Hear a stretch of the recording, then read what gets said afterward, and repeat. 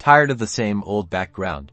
Let's transform your Samsung phone into a vibrant reflection of your style, step by step. First, press and hold on any empty space on your home screen. This will bring up a menu at the bottom of the screen. From this menu, simply tap on Wallpapers. This is where all the magic happens. You now have a few exciting options to choose from. You can go for My Photos to select a picture from your gallery, or browse through the beautiful pre-installed wallpapers that Samsung provides. If you choose My Photos, simply tap on the image you want to use. You'll then have the option to set it for your home screen, lock screen, or both. Once you've picked your special photo, tap Set as Wallpaper. You can then choose whether to apply it to just your home screen, just your lock screen, or both simultaneously. For something a bit more animated, explore dynamic wallpapers. These offer beautiful, moving backgrounds that add a touch of life to your phone. Tap on a dynamic wallpaper to see it in action.